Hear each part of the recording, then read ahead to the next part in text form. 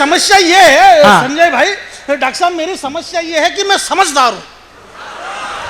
इस दुनिया में सबसे ज्यादा दुखी वो आदमी है प्रवीण भाई जो समझदार है, जैसे कि आप समझदार हैं। सबसे बड़ी समस्या, 3 समोसे लाए। अच्छा, कितने? 3। मेरे को एक बार मालूम हो गया कि 3, तो फिर बीच में 3 क्या मतलब? जब सबने सुन लिया कि समोसे 3 है, अब उन 3 समोसे में से एक समोसा तो शुद्धि बोला खा गए, एक समोसा शंभू शिखर खा के चला गया, बचे 2 समोसे। वो एक बचा हुआ जो समोसा मेरे हिस्से का था वो स्वयं श्रीवास्तव खा गया। मैंने कहा यार मेरा समोसा, तो डॉक्टर साहब ने कह दिया, बोले तू समझदार है, शांति पकड़, मेरे समोसे खा रहे और बस मैं समझदार, मैं समझदार। इस देश में समझदार बस इसी बात के लिए दुखी है कि वो समझदार है। मेरी वजह से अगर आपकी भावना को ठेस पहुंची है तो मैं आपसे क्षमा चाहता हूं। मेरी वजह से आपकी भावना को अगर ठेस पहुंची है तो मैं क्षमा चाहता हूं। और अगर आपकी वजह से गरीब है, मजबूर है, आपकी भावना सीमा हैदर और मेरी भावना मणिपुर है। जरा ताली बजाइए, ताली बजाइए, ताली, तालियां। ये मेरी ईमानदारी है कि मैं भारत माता की जय नहीं बुलवा रहा हूं। एक बात बता रहा हूं मैं आपके बीच में, बात ये नहीं है मेरे भाई इस देश के अंदर। आप ये हमारे बड़े भाई, आप सुदीप भाई, आप क्या समझ रहे हो? अब ये 1-2 बार अमेरिका चले गए तो बोलो हमारा डॉक्टर साहब से बड़ा संबंध, इनको मान। मैं इस मंच पे हम तो डॉक्टर साहब और हम तो बहुत पुराने कवि हैं, कोई आज के हैं क्या? डॉक्टर साहब से हमारा सुदीप भाई बहुत पुराना संबंध है, अजय भैया।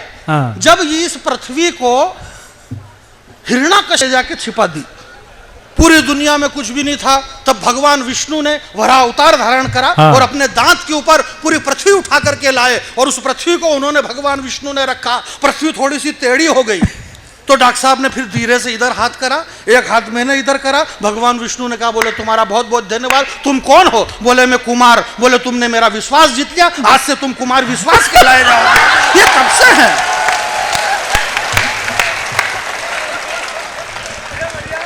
थोड़ी सी पृथ्वी इधर टेढ़ी हो रही थी, बोले ये इधर से पृथ्वी किसने उठा रखी है? बोले ये बैरागी। बोले ये कौन बैरागी है? बोले ये बैरागी का बच्चा है। बोले ये मेरी जान है, इसलिए आज से तू जानी बैरागी। तो डॉक्टर कुमार विश्वास और जानी बैरागी हम आदिकाल से इस पृथ्वी पे निवास कर रहे हैं।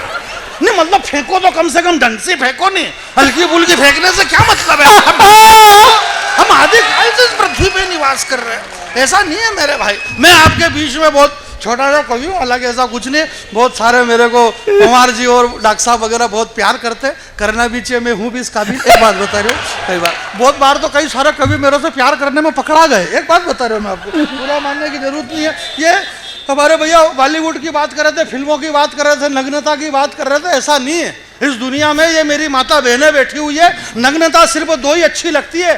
50 वर्ष से ये कवि सम्मेलन हो रहा है मेरे भाई, दुनिया में नग्नता सिर्फ 2 अच्छी लगती है। या तो नग्नता वो अच्छी लगे जब माँ की गोद में एक नन्हा बालक खेलता है, उस नन्हे बालक की नग्नता अच्छी लगती है, या फिर नग्नता वो अच्छी लगे जिसका तन कुंदन मन कुंदन, तप तप कर तन बना होगा कुंदन। भला दुनिया में उससे ज्यादा सुंदर मूर्त क्या होगी? और जिसने वासना और विकारों का त्याग कर दिया, उस महावीर को वस्त्रों की जरूरत क्या होगी? या फिर वो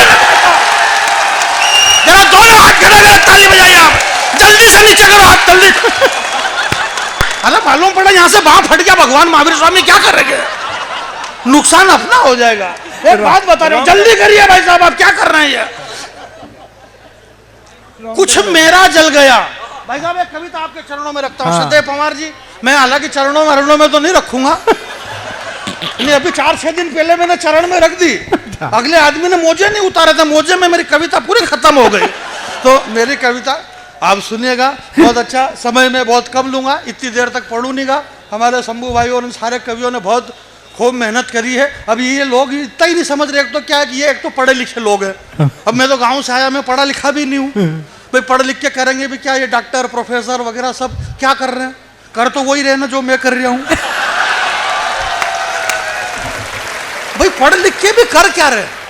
यही कर रहे हैं ना। तो जब यही कर रहे हैं तो फिर क्या मतलब इधर उधर करने से। इसलिए आप ऐसा कुछ भी मत करो, ध्यान रखो, शांति से रखो। भाई मैं तो छोटा आदमी हूँ इसलिए बहुत छोटी सोचता हूँ। मैं बहुत छोटा हूँ इसलिए छोटी सोचता हूँ।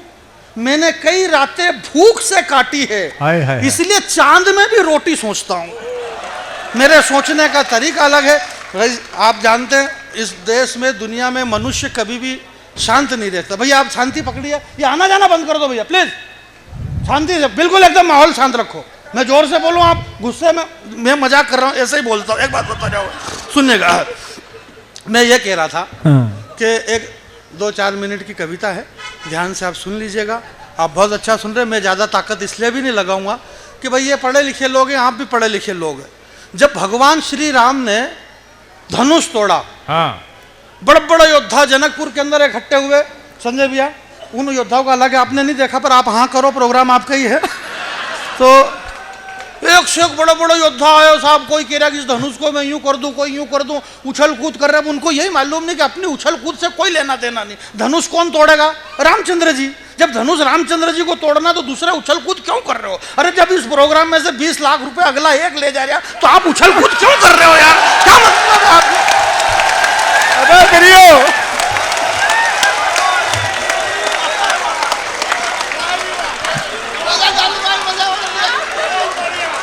अब तूने बोल दिया, अब ये देगा। सार्वजनिक झूठ इसी पवित्र मंच से बोला जा रहा है। वही डॉक्टर साहब भी कह रहे हो मैं एक भी पैसा नहीं ले। और ये संजय भाई भी बड़े भावुक हो गए, मेरे निमंत्रण पे बड़े बड़े कवि आ गए। आ गए क्या? जिसने जितना मांगा इतना दे दिया तो आ गए। ये आप क्या समझ रहे हो? ये अंजाम वगैरह और सब देशभक्ति और भारत माता, तो कोई देशभक्त है क्या? कविता देशभक्ति की अपनी जगह, पेमेंट अपनी जगह। आप 1000 रुपए कम करके देख लो, फटाक से कॉलर पकड़ ले अगला आदमी। तू तड़ाके पे आ जाए, देशभक्ति अपनी काम पक्का। माइक आपका बहुत अच्छा है, शानदार माइक है। आज से 17 लाख साल पहले जब नैमिषारण वन के अंदर सूत जी महाराज ने 88,000 ऋषि की भीड़ को एकत्रित करके जो सत्यनारायण भगवान की कथा का विधान बताया था, तो उस 88,000 की भीड़ को संबोधित करने के लिए जिस माइक की जरूरत लगी थी वो ये वाला माइक था। बहुत शानदार माइक है आपका, बहुत बढ़िया माइक है।